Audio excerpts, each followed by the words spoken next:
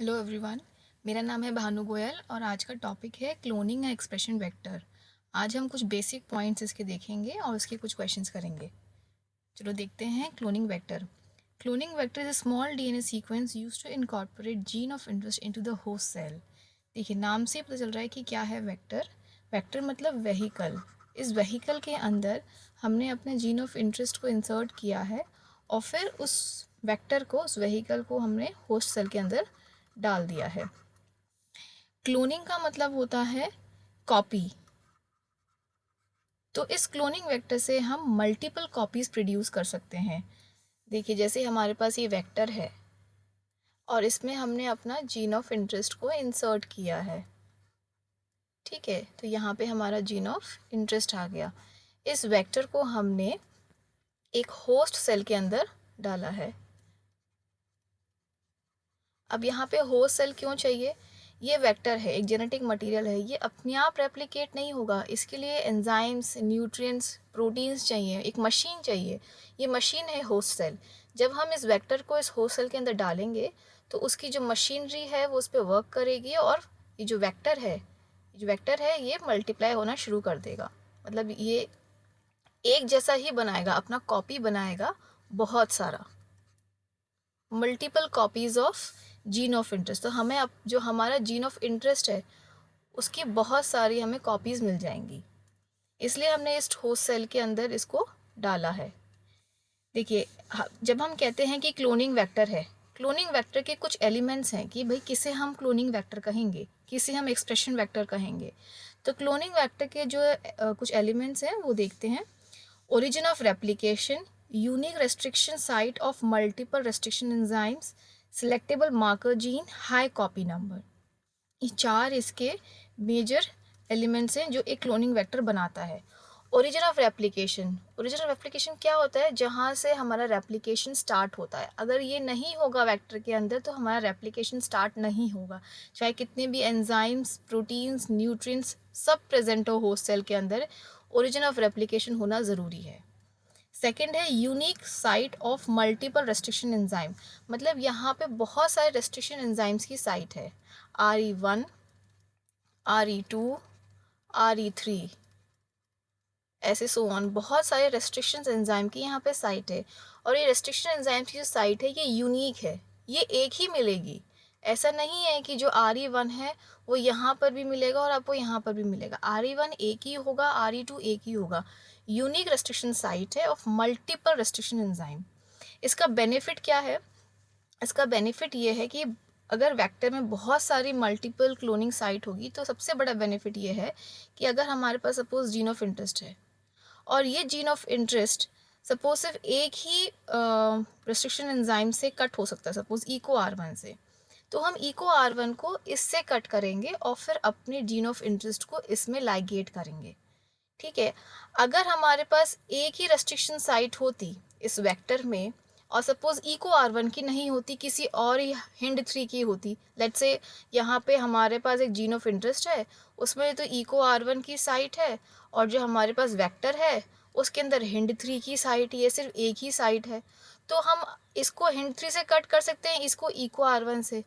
जो इसके complementary strengths बनेंगे वो इसके कॉम्प्लीमेंट्री स्ट्रेंथ से मैच नहीं करेंगे। जो इसके स्ट्रेंथ जो प्रोड्यूस होंगे, स्टिकी एंड्स जो प्रोड्यूस होंगे, वो इससे मैच नहीं करेंगे क्योंकि डिफरेंट डिफरेंट एंजाइम से ही कट हो रहा है। इसलिए हमें एक वेक्टर के अंदर ये देखना चाहिए कि बहुत सारी रेस्ट्रिक्शन साइट हो, कि भाई जो रेस्ट्रिक्शन साइट हम यहाँ प्रेजेंट है जीन ऑफ इंटरेस्ट में, वही वैसा ही एंजाइम हम कट करें जीन ऑफ इंटरेस्ट के लिए और सेम एंजाइम हम कट करें वेक्टर के लिए, तभी वो आपस में लाइगेट करेंगे। इसलिए सबसे इम्पॉर्टेंट चीज़ है कि MCS, मल्टीपल क्लोनिंग साइट होना बहुत ज़रूरी है। ठीक है, इसको हम पॉलीलिंकर भी कहते हैं। थर्ड एलिमेंट है सिलेक्टेबल मार्कर जीन। इसकी इम्पोर्टेंस क्या है कि अगर एक वेक्टर है और उसके पास एक मार्कर जीन है, ठीक है, और हमने इसको होस्ट सेल के अंदर इंसर्ट किया है, ठीक है, ज़रूरी नहीं है कि ये वेक्टर इसके अंदर जाए ही जाए। ट्रांसफॉर्मेशन किया हमने, ये वेक्टर इसके अंदर चला गया, हो सकता है नहीं गया, तो एक एक होस्ट सेल के अंदर तो हमको अपना वेक्टर दिख रहा है और एक होस्ट सेल के अंदर हमें अपना वेक्टर नहीं दिख रहा है।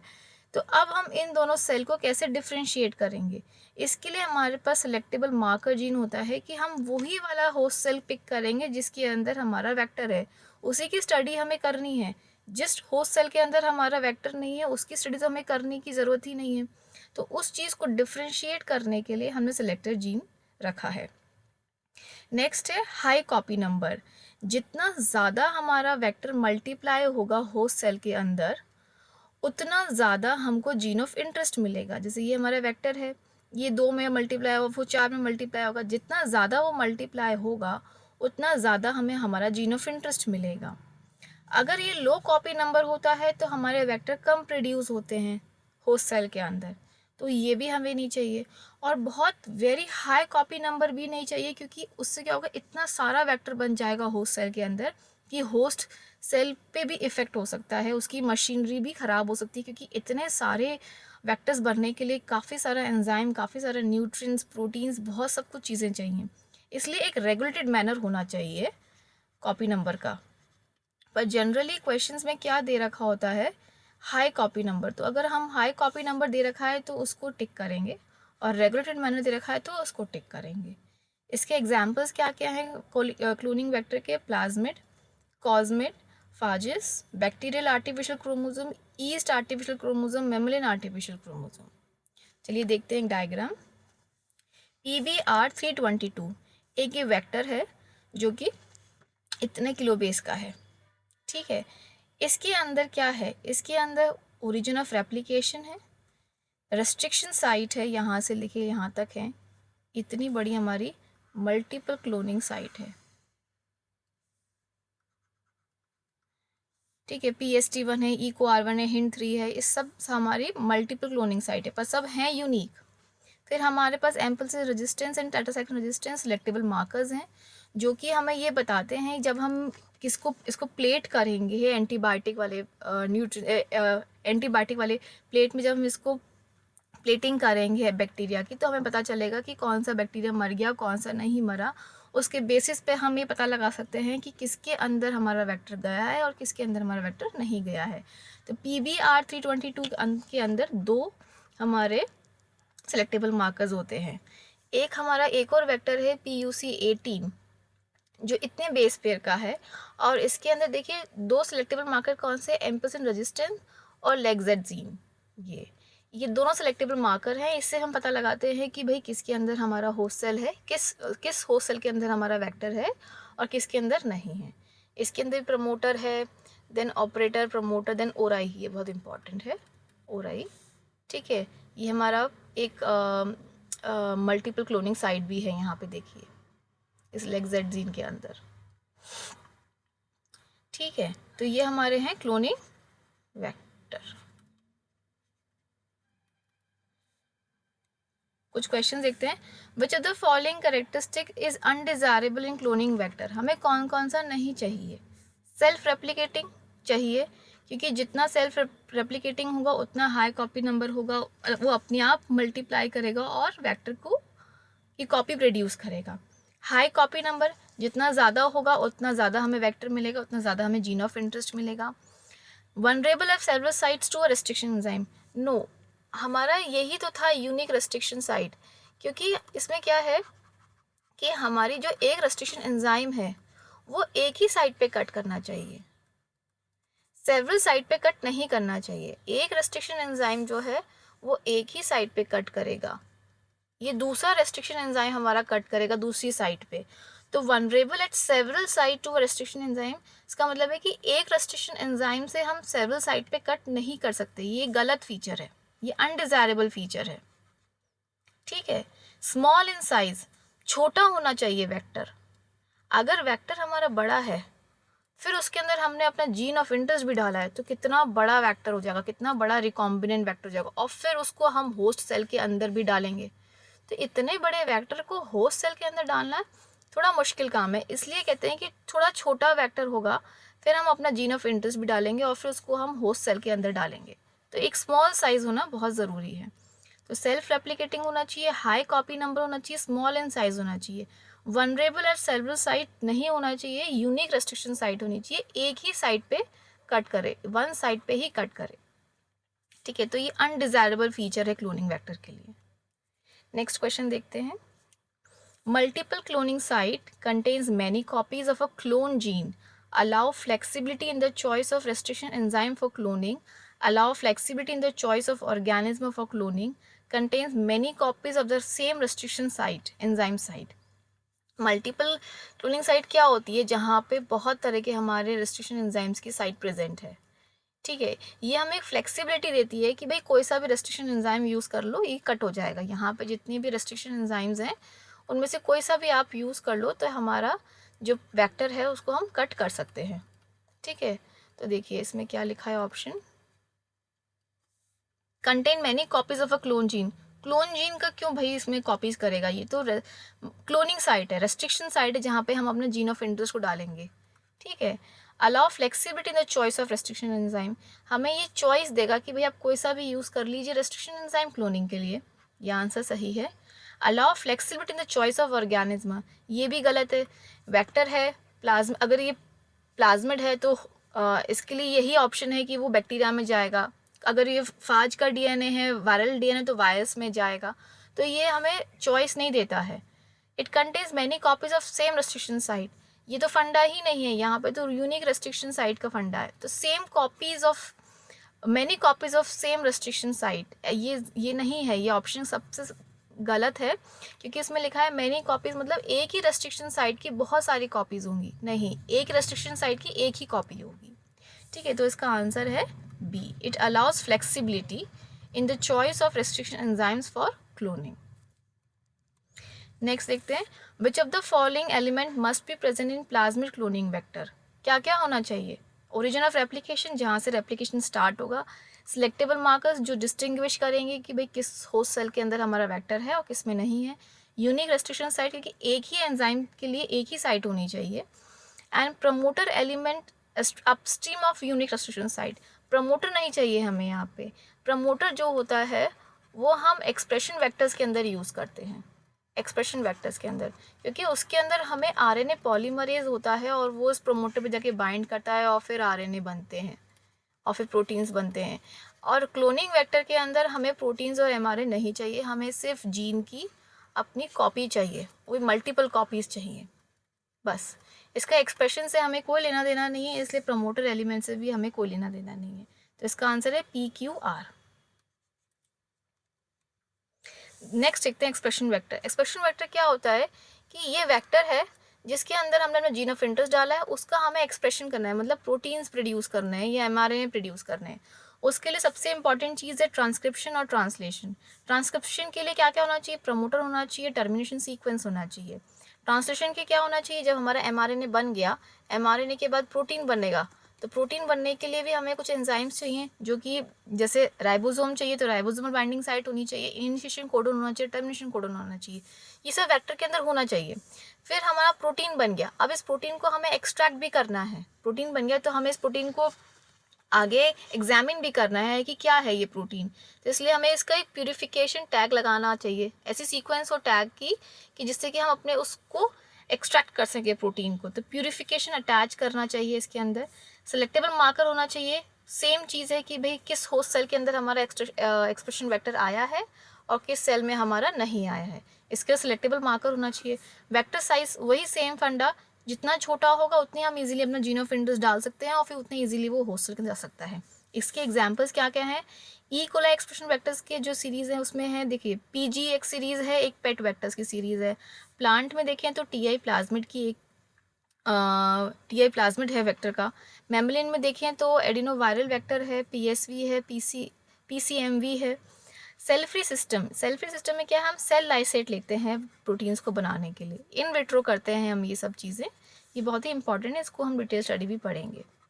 ठीक है, तो ये एक तरह के एक्सप्रेशन वेक्टर्स हैं जिसके के अंदर हम अपने जीन ऑफ इंटरेस्ट को एक्सप्रेस कर सकते हैं, उसके प्रोटीन को एक्सट्रैक्ट कर सकते हैं। दो चीज़ें हैं क्लोनिंग वेक्टर और एक्सप्रेशन वेक्टर की। एक कॉमन चीज़ ये है कि क्लोनिंग वेक्टर के अंदर सिर्फ हमें ओराई चाहिए, क्योंकि हमें सिर्फ अपना वहाँ पे स्टार्ट करना है रेप्लिकेशन, तो ओराई चाहिए। हमें प्रोटीन मशीन नहीं चाहिए, लेकिन एक्सप्रेशन वेक्टर के अंदर हमें दोनों चाहिए, ओराई भी होना चाहिए प्लस प्रोटीन मशीन भी होना चाहिए।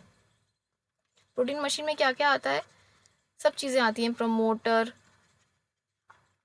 राइबोसोमल साइट, सब चीज़ें आएंगी, ठीक है, इनिशिएशन कोडोन, टर्मिनेशन कोडोन, सब चीज़ें आती हैं हमारे एक्सप्रेशन वेक्टर्स के अंदर। उसके साथ ओराई भी आएगा, और क्लोनिंग वेक्टर में सिर्फ ओराई होगा, ठीक है। तो ये एक बहुत बड़ा डिफरेंस है दोनों के बीच का, ठीक है। नेक्स्ट क्वेश्चन देखते हैं। देखिए जैसे ये डायग्राम है, expression of a clone gene produce large quantity of protein. जैसे ये हमारा प्रमोटर है, ये ऑपरेटर है, यहाँ पे हमारी पॉलीलिंकर साइट है, मतलब MCS है, ठीक है। और यहाँ पे टर्मिनेशन सीक्वेंस है, फिर सेलेक्टेबल मार्कर्स हैं, ओराई है जहाँ से रेप्लिकेशन स्टार्ट होगा। देखिए जैसे components of expression vectors, replication origin, polylinker, selective marker, promoter, operator, ribosome, binding site, gene coding repressor, ये सब हमारे किसके एलिमेंट्स हैं, एक्सप्रेशन वेक्टर्स के। सबसे मेजर इंपॉर्टेंट है promoter, ribosome binding site, operator, बाकी सब चीज़ें कॉमन है, रेप्लिकेशन, पॉलीलिंकर, सेलेक्टिव मार्कर्स। कुछ क्वेश्चन देखते हैं। The amount of recombinant protein obtain depends on the nature of the host. जो हमारा प्रोटीन निकलता है, रिकॉम्बिनेंट प्रोटीन किसको कहते हैं, कि हमारा ये वेक्टर है, इसके अंदर हमने अपना DNA इंसर्ट किया है, जीन ऑफ इंटरेस्ट, तो ये अलग जेनेटिक मटेरियल था, ये अलग जेनेटिक मटेरियल है, तो ये रिकॉम्बिनेंट हो गया, ये अलग ऑर्गेनिज्म से आया, ये अलग ऑर्गेनिज्म से आया है, इन दोनों को हमने लाइगेट किया है और एक रिकॉम्बिनेंट प्रोटीन बनेगा। जब इसको एक्सप्रेस करेंगे हम एक्सप्रेशन वेक्टर के अंदर, तो अलग से एक प्रोटीन बनेगा, उसको बोलते हैं रिकॉम्बिनेंट प्रोटीन। ये जो रिकॉम्बिनेंट प्रोटीन है, ये क्या होस्ट सेल पर डिपेंड करता है कि होस्ट कौन सा है? जी नहीं, ये डिपेंड करता है प्रमोटर कैसा है। जितना ज़्यादा स्ट्रॉन्ग प्रमोटर होगा, उतना ज़्यादा RNA पॉलीमरेज पे बाइंड करेगा, और उतना ज़्यादा हमारा mRNA निकलेगा, उतना ज़्यादा हमारा प्रोटीन निकलेगा। तो ये डिपेंड करता है कि आपका प्रमोटर कैसा है। नेक्स्ट देखते हैं, PBR322 has which of the following selection markers. PBR322 के अंदर एम्पेसिलिन और टेट्रासाइक्लिन रेजिस्टेंस जीन होते हैं। अगर हम PUC की बात करेंगे तो उसके अंदर एम्पेसिलिन प्लस लेगजेड जीन होता है, ठीक है। नेक्स्ट क्वेश्चन देखते हैं, plasmid vector for cloning can generally accommodate large insert than phage vector. Phage vector के अंदर हम हमेशा ज़्यादा बड़ा सीक्वेंस हम क्लोन कर सकते हैं, प्लाज्मिड वेक्टर के अंदर कंपैरेटिवली स्मॉलर सीक्वेंस हम क्लोन करते हैं, तो ये ऑप्शन गलत है। Grow with in bacteria and are present in bacteria colonies on agar plate. Plasmid vector जो है वो बैक्टीरिया के अंदर ही ग्रो होता है। It can accommodate insert over 100 किलोबेस। जी नहीं, प्लाज्मिड वेक्टर के अंदर हम कंपैरेटिवली स्मॉलर सीक्वेंसेस को हम क्लोन करते हैं। It include centromere to allow propagation in yeast. Yeast का तो कोई मतलब ही नहीं है, क्योंकि प्लाज्मिड है तो यहाँ बैक्टीरिया के अंदर जाएगा वो, तो इसका ऑप्शन है बी। नेक्स्ट देखते हैं, a plasmid that will express a eukaryotic protein X in E coli should contain. हमारे क्या है कि मशीन तो है ई कोलाई की, होस्ट सेल क्या है हमारा, ई कोलाई, और जो प्रोटीन एक्सप्रेस हो रहा है, जो यहाँ पे वेक्टर है, उसके बाद से जो प्रोटीन एक्सप्रेस हो रहा है हमारा mRNA और फिर प्रोटीन, ये हमारा है यूकैरियोटिक प्रोटीन। तो हमें क्या क्या चाहिए, क्या क्या एलिमेंट्स प्रेजेंट होंगे, should contain origin of replication, उस प्लाज्मिड के अंदर हमारा क्या होगा, origin of replication, bacterial promoter, mammalian promoter नहीं होना चाहिए उस प्लाज्मिड के अंदर, सॉरी, क्योंकि जितना अगर बैक्टीरियल प्रमोटर होगा, क्योंकि ई कोलाई हमारा प्रोकैरियोट है, तो फिर हमारा प्रमोटर भी बैक्टीरियल ही चाहिए, मेमोलिन नहीं चाहिए। एंटीबायोटिक रेजिस्टेंस चाहिए सिलेक्टेबल मार्कर्स के लिए, जीनोम सीक्वेंस नहीं चाहिए, cDNA चाहिए, क्योंकि यहाँ पे हमारे इंट्रॉन्स एक्सॉन्स का कोई लेना देना नहीं है, इसलिए हमको cDNA लगाना पड़ेगा। तो इसका ऑप्शन है 1, 2 एंड 4 एंड 6, ठीक है। आई होप आपको मेरी वीडियो अच्छी लगी है, प्लीज़ लाइक और सब्सक्राइब कीजिए। Thank you.